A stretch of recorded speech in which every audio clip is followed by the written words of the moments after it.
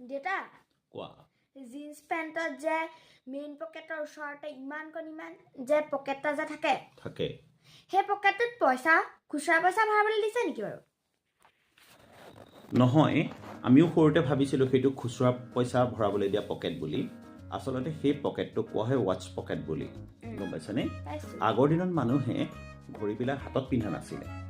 ঘড়ীবিলাক chain এডাল লগাই থোৱা থাকে আৰু ঠিক পেণ্টৰ য'ত বেল্ট লগোৱা হয় বেল্টৰ কাষতে সেইটো আঁৰি থোৱা হয় কিন্তু কি হয় অকণমানি ঘড়ী এটা সৰু যন্ত্ৰ এটাত শকত এডাল শিকলি দি দিব নোৱাৰে তাত আঁৰি থ'বৰ কাৰণে ফলত মানে কি হয় সেই মিহি চেইনডাল যিকোনো সময়তে ছিগি যায় কেতিয়াবা কি হয় সেইডাল নষ্ট হৈ যায় বা কেতিয়াবা কাম কৰি থাকোঁতে ঘড়ীবিলাকৰ যিখন গ্লাছ তাত দাগি লগাৰ সম্ভাৱনা থাকে গতিকে যিহেতু আমেৰিকানবিলাকে জিন্স পেণ্ট বনাইছিল গম পাইছানে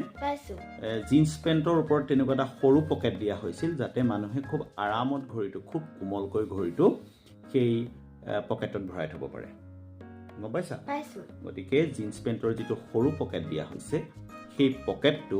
খুচুৰা পইচা থোৱা পকেট বা কইন পকেট নহয় সেইটো হ'ল ৱাটচ পকেট আৰু সেই পকেটটোতে আগৰ দিনৰ ঘড়ীবোৰ ভৰাই থোৱা হৈছিল thank you very much please follow our page keep sharing our videos